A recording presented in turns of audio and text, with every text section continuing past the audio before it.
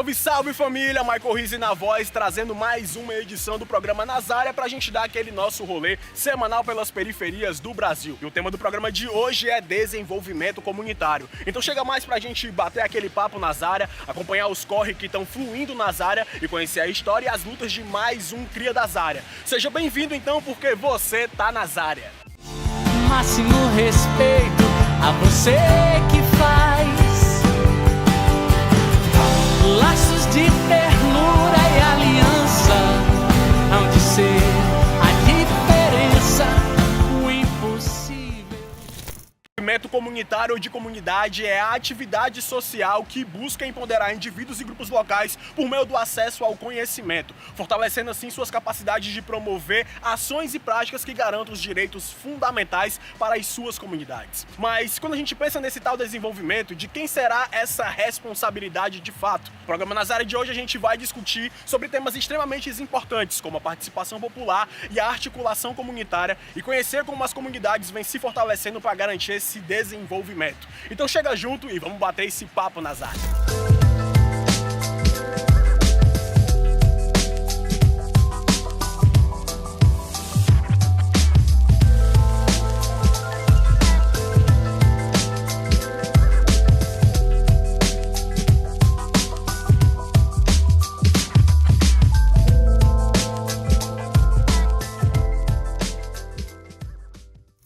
Salve, salve família, Michael Rizzi na voz, diretamente aqui do projeto Dignidade de Infância da Associação Beneficente O Pequeno Nazareno em Fortaleza, Ceará. E a gente está aqui agora com a galera para trocar uma ideia com eles sobre desenvolvimento comunitário.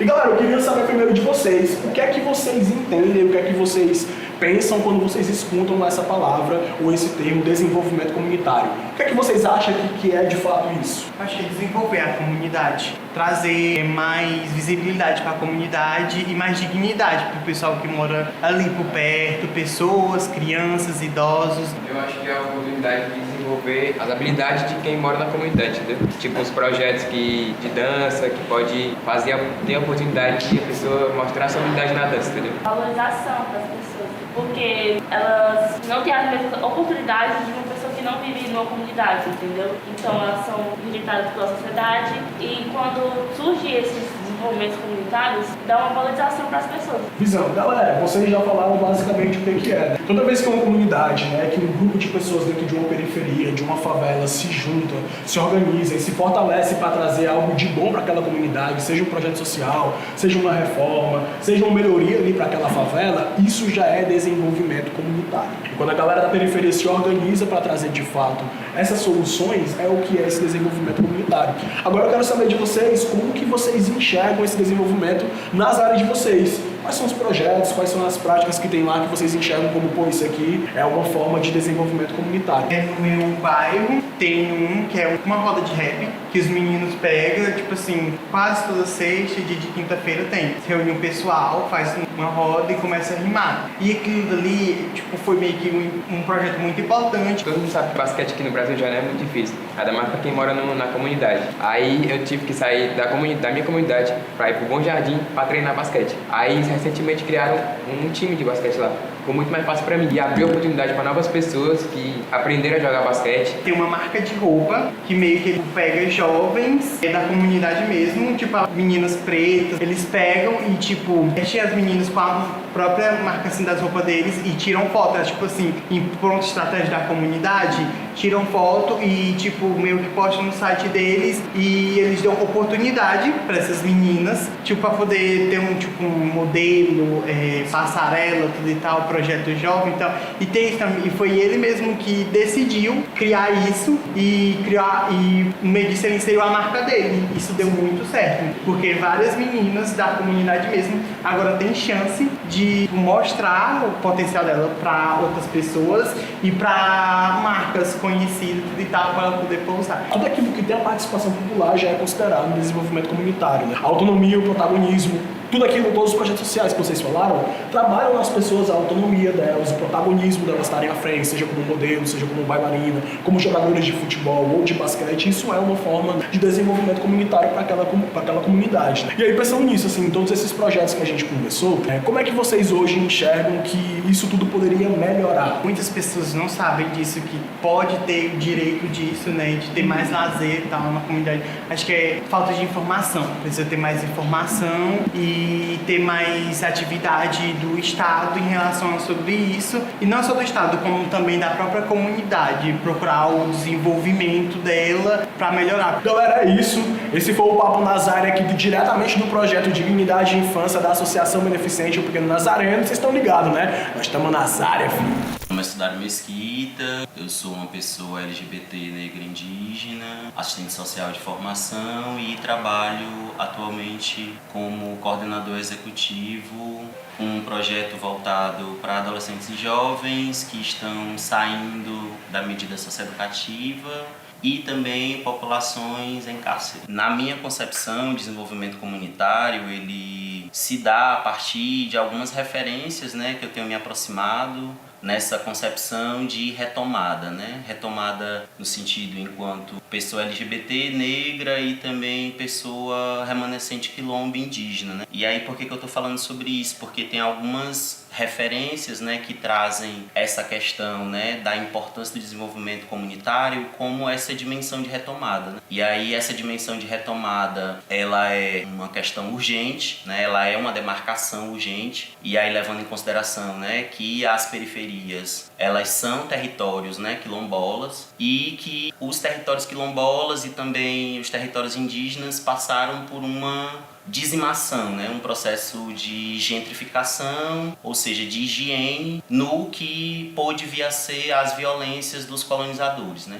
Então, trabalhar desenvolvimento comunitário é também fortalecer essa dimensão de retomar o que é nosso, né, enquanto população, ao mesmo tempo compreendendo essa diversidade, né? A diversidade que envolve as trajetórias das pessoas, né? Pessoas periféricas, pessoas que também são de população indígena, né? E aí eu tô colocando essa demarcação também, né? E que também são quilombolas, porque isso também faz parte, né, desse projeto de colonização enquanto esquecimento. Ou seja, essa estratégia de colonização, ela é uma estratégia muito bem arquitetada, né, dentro da sua supremacia branca, né, e também trazendo questões que fortalecem uma perspectiva de extermínio que a gente muito conhece através dessa articulação que o racismo promove, né? Então, levando em consideração o racismo enquanto estratégia também de extermínio, desenvolver desenvolvimento comunitário é também fazer com que as pessoas, elas se identifiquem enquanto povo, né? Enquanto povo brasileiro, enquanto povo diverso, mas principalmente enquanto povo diverso. A importância desse desenvolvimento comunitário, inicialmente ela se dá através de como é que essa própria comunidade ou esse território pode se auto-organizar no sentido, né, de, primeiro, de se compreender como território múltiplo, diverso e território também de potência, entender que nós, enquanto pessoas periféricas, né, enquanto pessoas negras e LGBTs, né, que a gente não pode ser resumido ou resumida às violências que nos atravessam. E aí essa importância, ela se dá inicialmente a partir dessa compreensão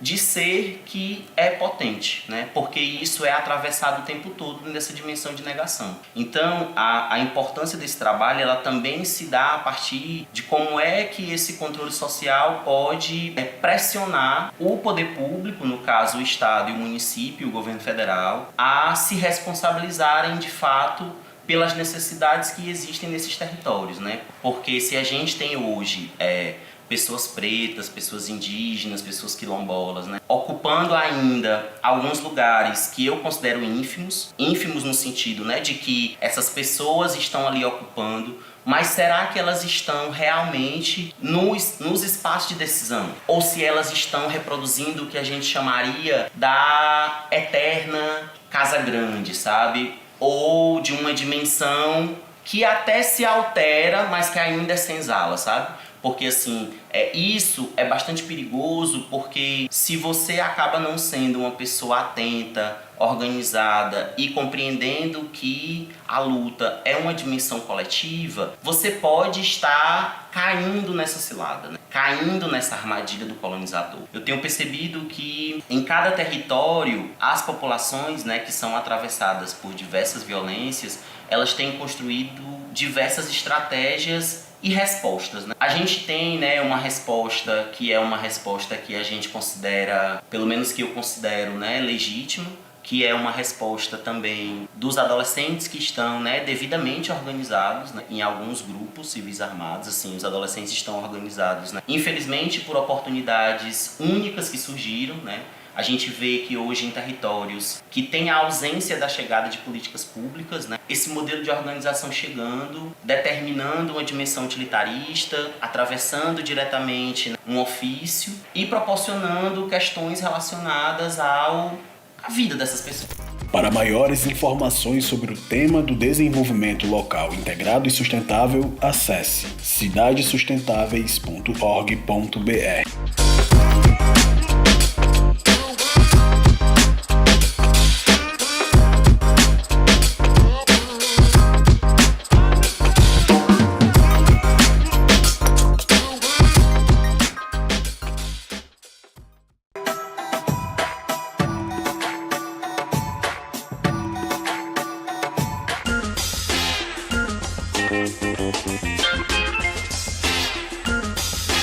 Vocês estão ligados que buscar o desenvolvimento nas nossas comunidades vai muito além de lutar por asfalto, iluminação, calçamento e equipamentos públicos. É dar o direito do morador participar e decidir de fato o que é melhor para o seu próprio território. A união entre entidades e os moradores da comunidade vem sendo um processo que vem gerando cada vez mais esse desenvolvimento na prática. Você ficou curioso? Então chega junto e vamos ver esse corre gerando nas áreas.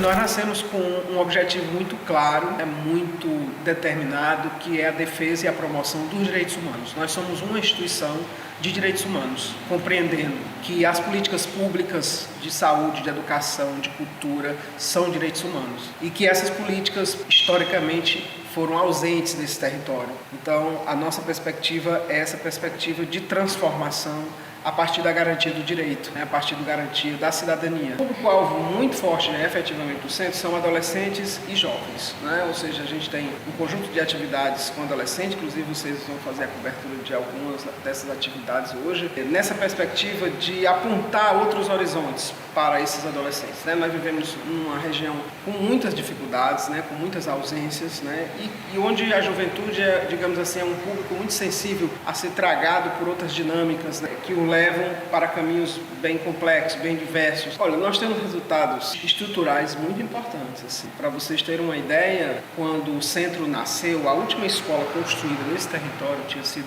no ano de 74, ou seja, a gente estava há 20 anos sem construir uma escola.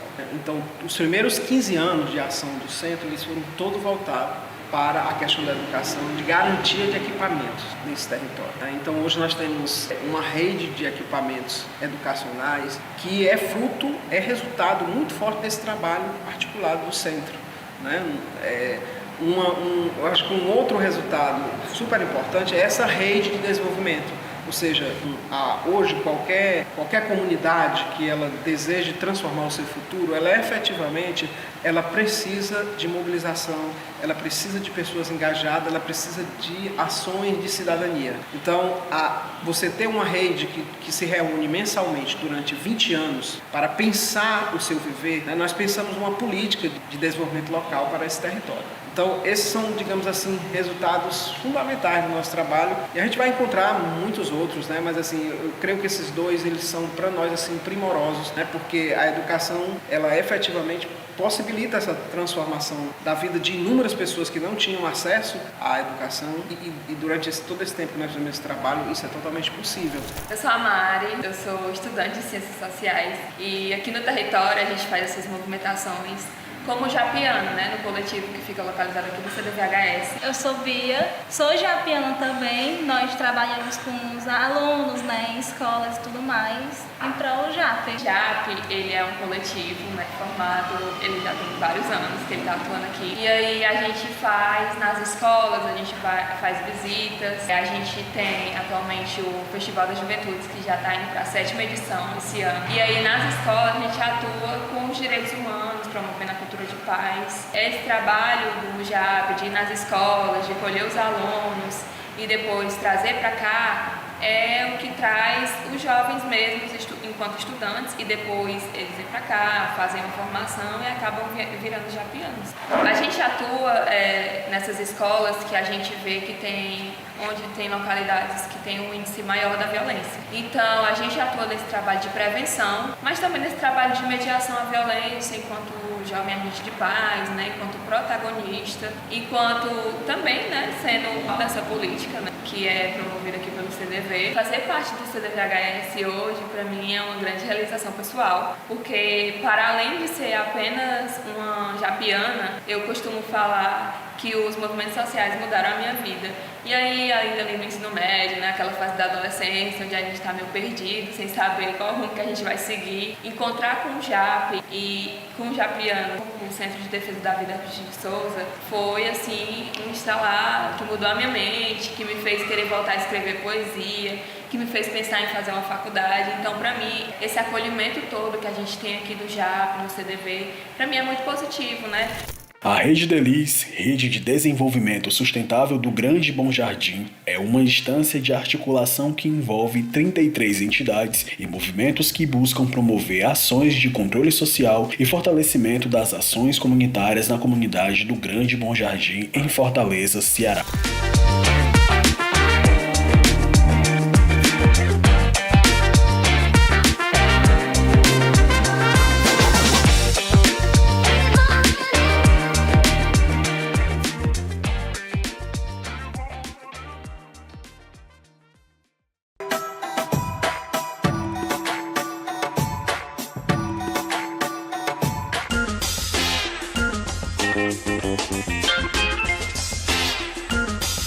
Os primeiros passos a serem dados na construção de uma sociedade verdadeiramente democrática é possibilitar ao cidadão o acesso à informação e lhes garantir formas de construir decisões que vão impactar diretamente a sua vida. Afinal, vocês estão ligados que houve uma época em que os brasileiros não tinham o direito de participar e nem contribuir diretamente com a gestão pública do país. E isso só foi mudado com a promulgação da Constituição Cidadã em 1988. E se hoje podemos fazer parte de conselhos, conferências e discutir diretamente com prefeitos, governadores, deputados e senadores, é fruto da luta de vários militantes que por muitas vezes não são lembrados ou sequer mostrados. Mas a gente sempre lembra dessa galera. E agora a gente vai mostrar pra você mais um cria das áreas. Um elemento brabo que enfrenta o sistema atrás de garantir os direitos da galera da periferia. Então se liga aí.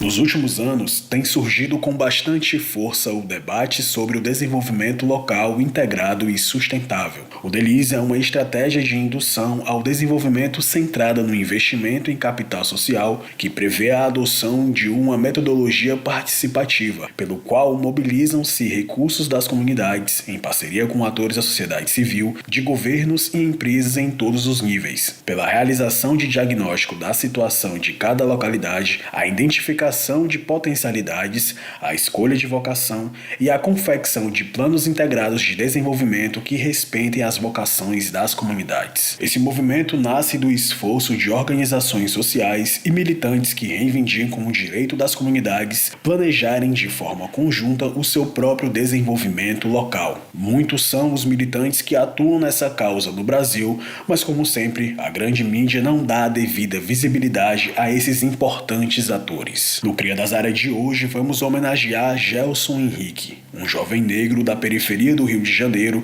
sociólogo e mestre em políticas públicas que atua desde a sua adolescência na promoção do desenvolvimento sustentável e inclusão social de comunidades vulneráveis no Brasil. Gelson Henrique Silva da Silva é um ativista social brasileiro reconhecido pelo seu trabalho na promoção da participação política e social de jovens, especialmente em comunidades periféricas. Morador do Campo Grande, no Rio de Janeiro, Gelson fundou a iniciativa Na Pista, uma produtora de conteúdo audiovisual que oferece oportunidade a jovens que cumpriram medidas socioeducativas. Entre 2018 e 2020, Gelson atuou como pesquisador de iniciação científica na Universidade Federal Rural do Rio de Janeiro, durante sua graduação em Ciências Sociais. No período de 2020 a 2021, Gelson foi conselheiro jovem do UNICEF, contribuindo para o desenvolvimento de estratégias que incentivam a participação política e social de adolescentes e jovens em todo o país. Além disso,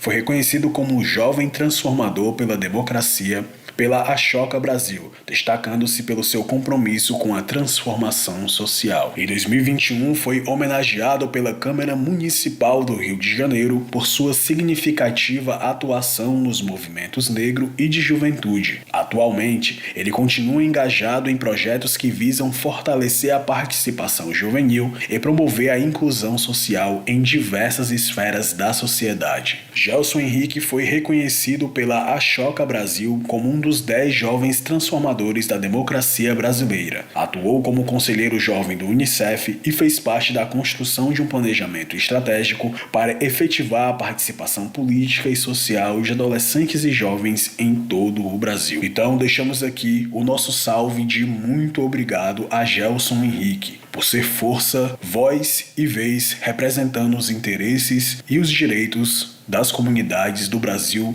num geral. Um real cria das áreas que luta pelas áreas.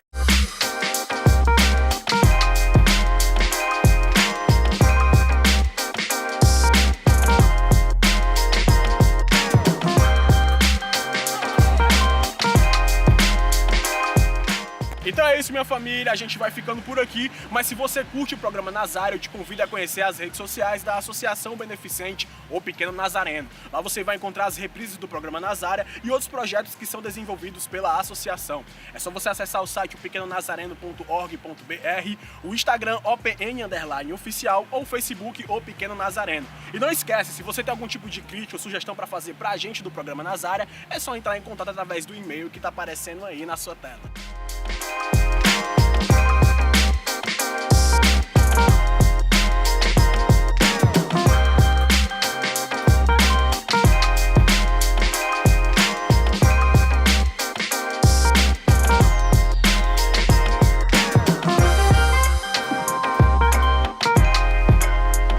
Então é isso, minha família, o programa de hoje vai ficando por aqui. Muito obrigado pela sua companhia e espero que você tenha curtido o tema do programa de hoje.